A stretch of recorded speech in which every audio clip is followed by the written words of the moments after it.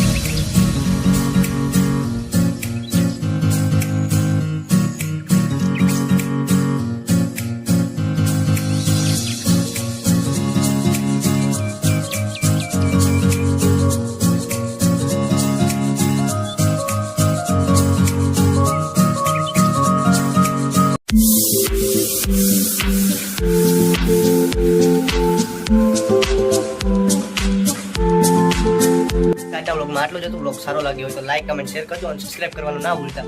મળીએ એક નવા બ્લોગ સાથે। ત્યાં સુધી હરે કૃષ્ણ।